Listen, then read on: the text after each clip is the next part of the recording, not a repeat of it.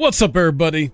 In this Liza P build guide, I'm going to be covering my explosive clock build, which utilizes the clock sword blade and the Aegis Legion arm. You'll understand why here in a bit.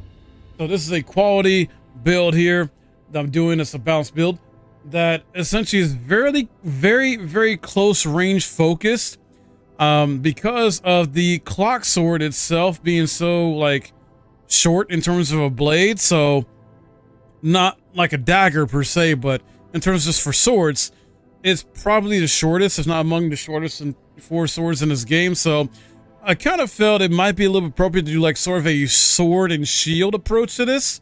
So you'll see why. Now, as I mentioned before, I'm using the clock sword blade maxed out, and the handle I decided to go with is Great Sword of Fate handle. Reason being because the clock sword already has Storm Slash, much like Puppet Saber Blade. But Puppet Saber Blade is a bit longer than the clock sword, I think. Now, the Great Sword of Fate handle, though, has absolute defense as its Fable art, which essentially allows a perfect block the enemy's attack temporarily. So this build is going to, focus on utilizing defensive strategy a lot here. You have to be patient with enemies, watch for their attack patterns, and attack when you find an opportune moment to do so. You're going to be counterattacking a lot with this build as well to dish out damage. And it's going to have very good damage output. Not as much, of course, as like certain other quality builds. This might be the lowest, but it's going to still do a fair amount of considerable damage to enemies. You'll still be able to get through the game just fine with this type of build, with it being more defensive focused, not as heavily unfocused on damage and attack. The main source of damage for this build is going to be your Storm Slash. So in combination with the Aegis Legion arm, of course, when you're utilizing that to your advantage. So you can, the cool thing about the Aegis Legion arm is once you've got fully maxed out as well, you'll be able to attack while you're guarding as well. And then that can open up some opportunities, while you're being able to guard with it, still be able to slash attack. And then when you stagger enemies, you want to use Storm Slash instead of Fatal Attack to do massive amounts of damage to them as quickly as possible with this type of build. But don't forget, though, you can use the Legion arm to help you in certain situations do a good amount of damage, and that's going to help you whittle down your bosses and enemies. Since your clock sword is so short, that's why you want to focus on being a defensive player with this. I think it's going to, help out a lot of those that are more that defensive like play style with waiting for enemy to do something before being aggressive. Let's get to the attributes here, the stats. So level 90 build, of course, vitality 33, vigor 20, capacity is 25, or at least make it 24 if you want to go that route. Motivity is going to be 26 and technique 26 with the help of the amulets I'm using, but you want to get those to at least 22, and the amulets used on this will boost them to 26. Advance, put nothing into that. So when it comes to Legion arms, as I mentioned before, I'm using the Aegis here. Now, if you don't want to go the defensive route with this type of build, you can always swap out for the Deus Ex Machina or the Puppet String if you want to go a little bit more either of a trap setup or be more aggressive with the Puppet String. Carrier's Amulet +1 is going to be essential to this as well. Actually, you might be able to get away with this not on. We'll see. Nope. You will not. Pump more into capacity if you want to, so you don't have to use this if you don't want to use this amulet and swap it out for something else. As always, got the Patience Amulet here, and then the Strength Amulet for +4 motivity, and Technique Amulet for +4 technique. Defensive parts, as always, got the F350 frame here to help with physical damage reduction, and then a Capacity Corrosive here because this is going to be good for a late game.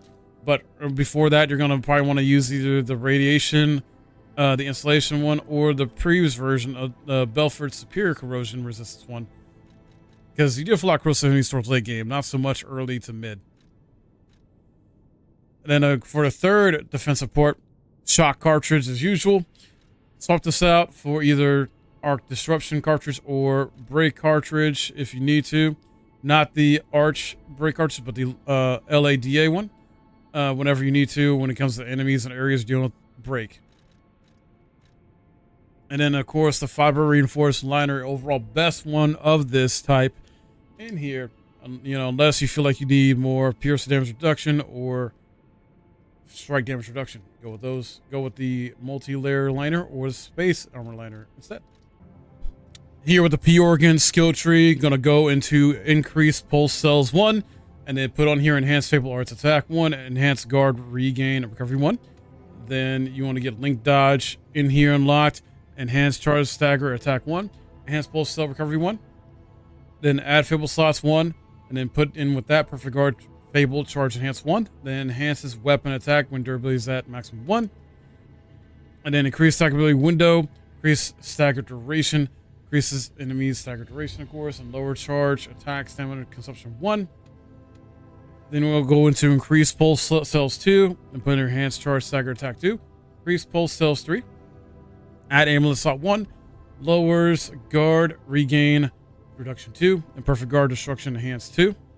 Then we go into retain guard regain 1.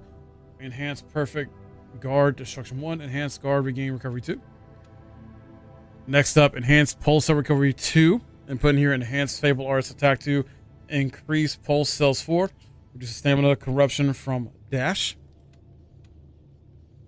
And then I next went to add amulet slots 2, lower weapon durability consumption 1 here, perfect guard regain recovery, quick wishstone use, and increases special grindstone uses, lowers natural recovery upon weapon attack 1, lower damage while dodging 2, perfect guard Fable charge enhance 2.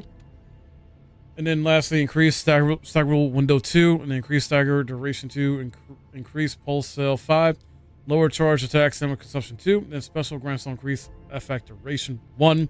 Please do not hesitate to experiment and mess around with switching out some of these to your liking to fit your playstyle better with this type of build, because that's all part of this Souls-like game. Souls games is having fun experimenting, guys. It's not, you know, an exact build here. You can always change it up. And that will wrap it up for this build guide. I hope this was helpful to you and you enjoyed this. If you did, please smash a like, subscribe if you're new, and hit the bell for notifications. I got more build videos coming here in the near future with this, so stay tuned for that. My name is Mike. Thanks for watching.